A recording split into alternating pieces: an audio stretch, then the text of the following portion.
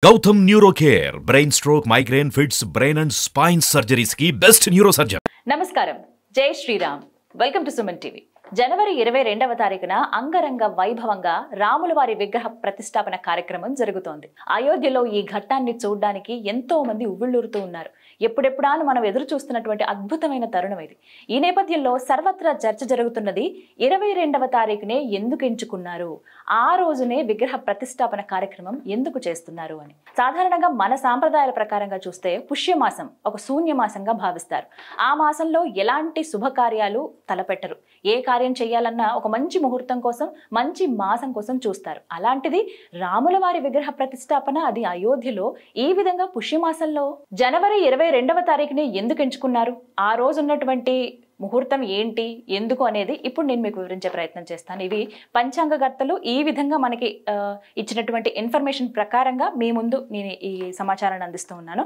అయితే ఆ రోజున అభిజిత్ ముహూర్తం ఉంది. జనవరి 22వ తారీఖున పర్టికులర్గా టైం చూసుకుంటే 11:51 నుంచి మధ్యాహ్నం 12:33 వరకు ఉంది. మన పురాణాల ప్రకారంగా శ్రీరాముల వారు అభిజిత్ ముహూర్తంలో జన్మించారని మనందరికీ తెలిసిందే. అయితే ఇందులో భాగంగా ఏ ముహూర్తం అయినా కానీ మొదటి నుంచి చివరి వరకు చూసుకుంటే చివరి స్థాయికి వెళ్లే కొద్దీ అది ఇంకా శక్తివంతంగా పవర్ఫుల్ గా తయారవుతుంది అని అంటారు. ఇందులో భాగంగానే 11:51 నుంచి చూసుకుంటే 12:33. ఇక్కడ మనకి ఏ ముహూర్తం అయినా సరే మొదటి అంటే స్టార్టింగ్ నుంచి చూసుకుంటే గనక ఆ ముహూర్త ఘడియలు ప్రారంభమవుతున్న దగ్గర నుంచి ముగుస్తున్నాయి అన్నప్పుడు ఉచ్చ స్థితికి వెళ్తాయి, అంటే అత్యంత శక్తివంతంగా తయారవుతాయి.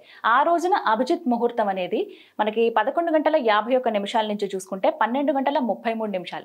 మనకి ఇక్కడ విగ్రహ ప్రతిష్టాపన కార్యక్రమం 12:31, అంటే 29 నిమిషాల నుంచి ప్రారంభిస్తే 31 నిమిషాల వరకు ఆ 1-1.5 నిమిషంలో జరుగుతుంది అనమాట.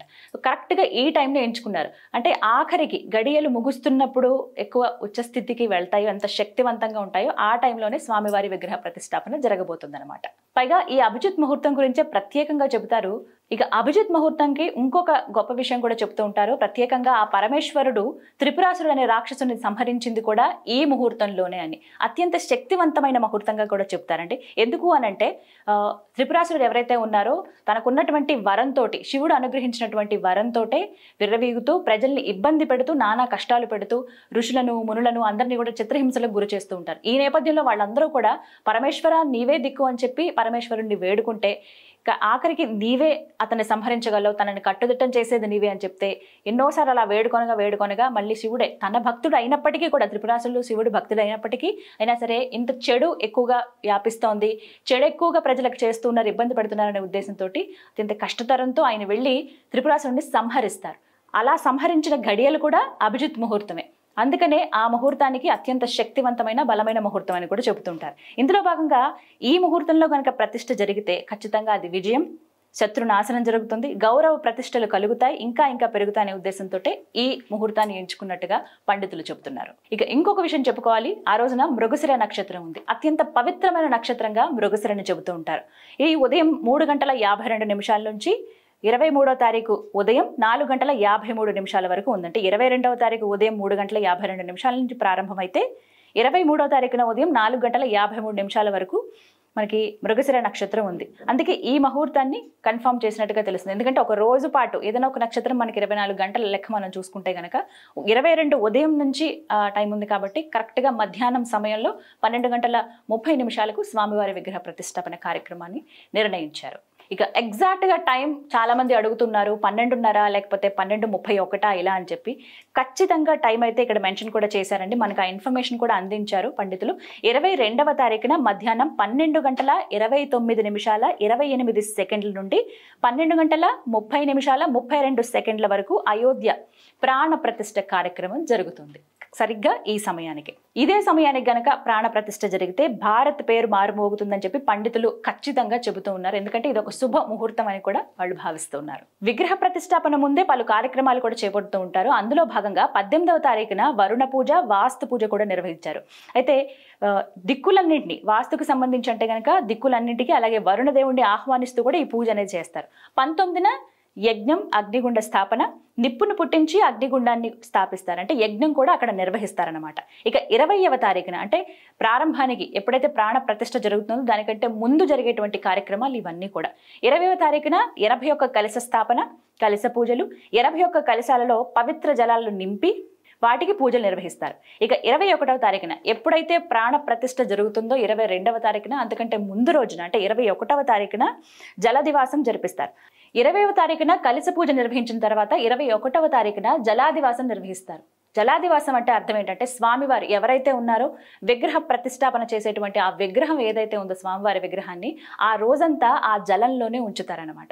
ఇదే ఈ జలాదివాసం అనేది ప్రతి దేవాలయంలో ఏదైతే ప్రతిష్టాపన జరుగుతుందో ఖచ్చితంగా అన్ని చోట్ల ఇది నిర్వహించేదే. అదేవిధంగా ఇక్కడ కూడా స్వామివారిని ప్రతిష్టాపన చేసే ముందుగా, బాలరాముడిని ప్రతిష్ఠించే ముందుగా ముందు రోజు రాత్రంతా కూడా జలంలోనే స్వామివారిని ఉంచుతారనమాట. 21వ తారీఖున పవిత్ర జలాలలో స్వామివారిని ఆ రోజంతా ఉంచిన తర్వాత ఏ రోజునైతే ముహూర్తం ఉంది ఆ రోజున ప్రాణ ప్రతిష్ఠ చేస్తారని మనం మాట్లాడుతున్నాము.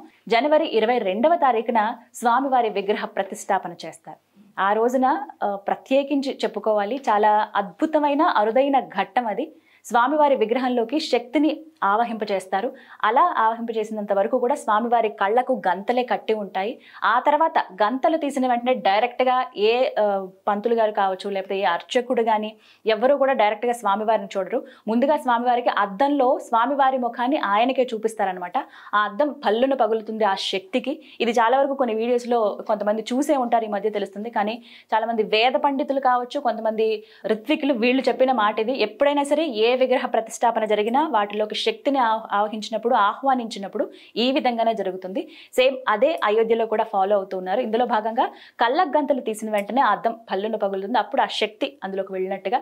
ఆ తర్వాత నార్మల్గా మిగతా వాళ్ళందరూ పంతులు గారితో పాటుగా, అంటే అక్కడ పూజించే అర్చకుడి దగ్గర నుంచి మిగతా వాళ్ళందరూ దర్శనం చేసుకునే భాగ్యం. అంటే ఆ శక్తిని అప్పుడు మనం తట్టుకోగలం. డైరెక్ట్గా చూస్తే ఆ శక్తిని మానవ మాత్రులుగా మనం తట్టుకునే అవకాశమే లేదు. కాబట్టి ఈ విధంగా ఈ క్రతువు అనేది నిర్వహిస్తారు. ఇక వివిధ పూజా కార్యక్రమాలు జరిగిన తర్వాత సాయంత్రం యథావిధిగా అందరూ దర్శనం చేసుకునే వీలుగా ఏర్పాట్లు అనేవి చేస్తారనమాట. ఇది మొత్తం పూజా విధానం. ఆ రోజునే ఎంచుకోవడానికి ప్రధాన కారణం ఏమిటి అని అంటే అత్యంత శక్తివంతమైన అరుదైన ముహూర్తం ఇది. పుష్యమాసంలో వచ్చింది కదా, చాలా మంది సందేహం వ్యక్తం చేశారు అసలు ఈ టైం ఎందుకు తీసుకున్నారని. ఆ రోజు జనవరి 22 అత్యంత పవిత్రమైన రోజుగా భావిస్తూ మన రాముల వారు అయోధ్యలో కొలువు తెరుపుతున్న రోజు ఇది. ఆ రోజున మనం కూడా దర్శించుకుని, వెళ్ళవలసిన వాళ్ళు, వెళ్ళాలన్న ఆలోచన ఉన్న వాళ్ళు, వెళ్ళగలిగే వాళ్ళు వెళ్ళి అక్కడ దర్శనం చేసుకోండి. లేకుంటే ఇంట్లోనే అక్షతలు కూడా మనకి పంపించడం జరిగింది. ఆ అక్షతలతో పూజ చేసి స్వామివారి అక్షతలు మన నెత్తిన జల్లుకుని మనం పుణ్యులం పావలం అవుదాం. విన్నర్గా ఈ విధంగా 22వ తారీఖున ప్రాణ ప్రతిష్ఠ కార్యక్రమాలు జరుగుతాయి. ఇక ఆ తర్వాత నుంచి యథావిధిగా స్వామివారిని మనం దర్శనం చేసుకోవచ్చు. వెళ్ళగలిగే వాళ్ళు, వెళ్ళదలిచిన వాళ్ళు ఆ రోజున వెళ్ళొచ్చు. ఆ తర్వాత రోజు నుంచి దర్శనం ఉంటుంది కాబట్టి అప్పుడు వెళ్ళే అవకాశం ఉన్న వాళ్ళు వెళ్ళండి. లేకున్న వాళ్ళు హ్యాపీగా ఇక్కడే మనం ఉన్న దగ్గరే ఆ స్వామివారిని తలుచుకుని ఎప్పటికైనా మాకు ఆ దర్శన భాగ్యం కలిగించు స్వామి అని వేడుకుని తరిద్దాం. ఇది ఇవాల్టి వీడియో. నమస్తే.